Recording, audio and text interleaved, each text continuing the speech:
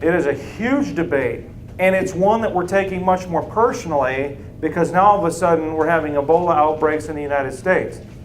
Even the ISIS situation, right? Yes, ISIS is a critical situation.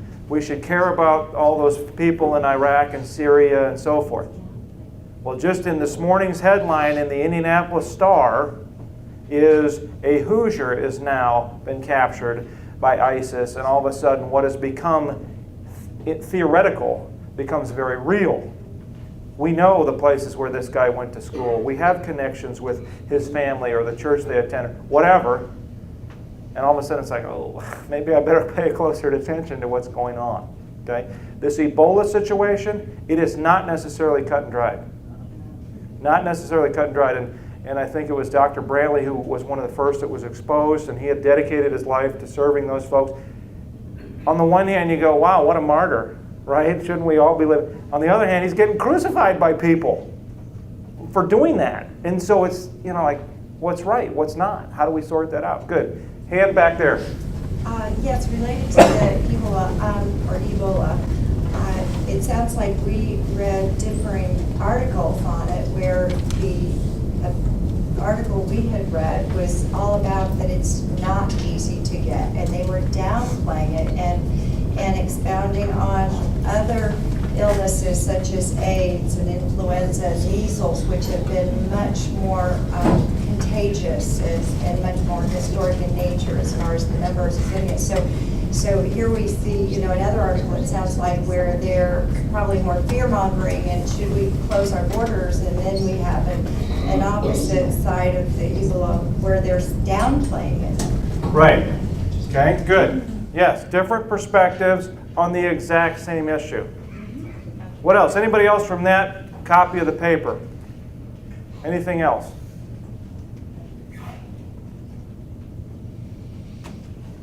Anything that drew your attention? Okay, was that the version of the paper that had the story about democracy protests in Hong Kong?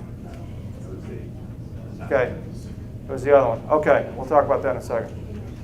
Okay, let's go to the other copy of the paper, which was the weekend.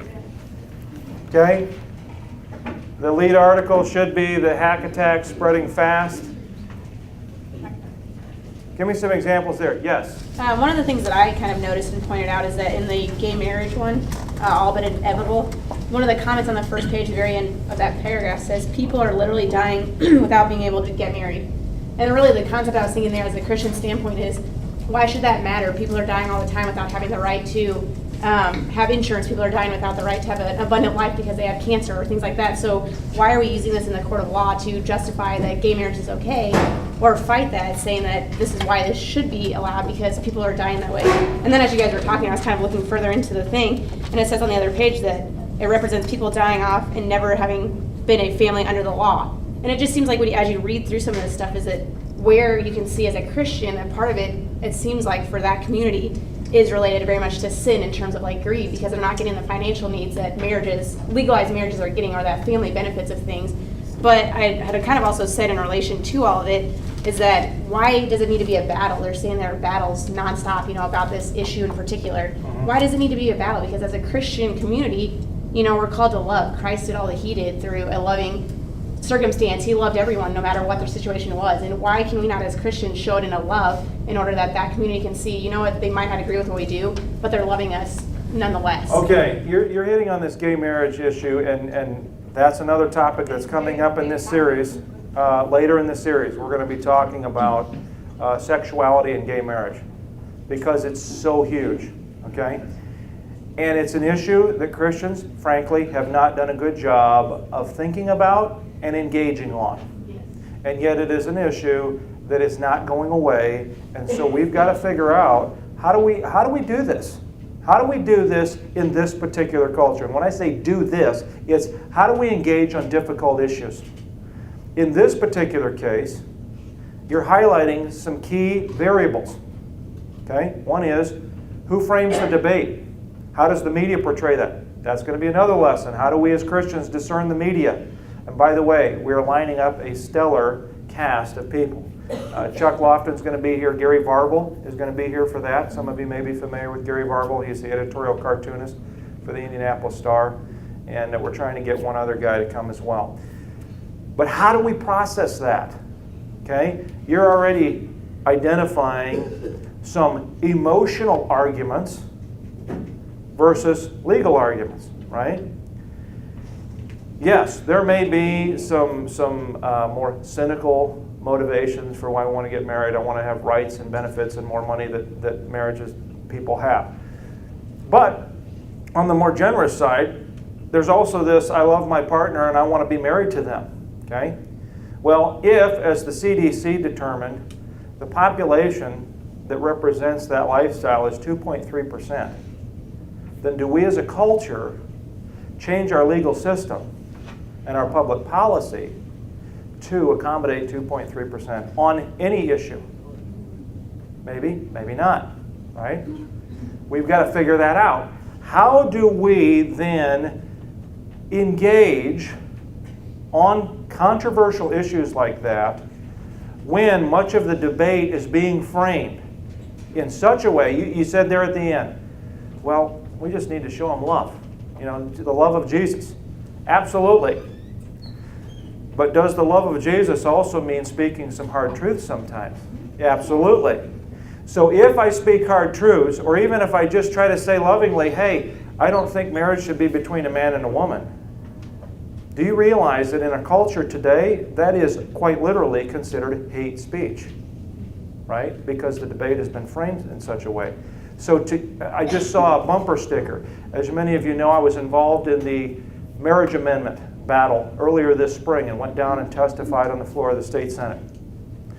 I saw a bumper sticker that apparently was one of the ones that put out by Freedom Indiana, which represented the other side on this issue, that said, I'm a Hoosier, not a bigot.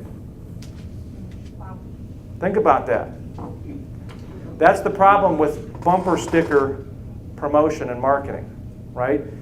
A bumper sticker can only say so much, and there's so many other variables associated with what you're talking about that don't get communicated. But what's the message there? I'm a Hoosier, not a bigot, which means if you disagree with gay marriage, you're what?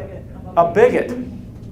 Not, we can have quite intelligent, well-meaning, loving, compassionate people on both sides of this debate, and we can have civil disagreement. It's if you disagree with me, you are a bigot.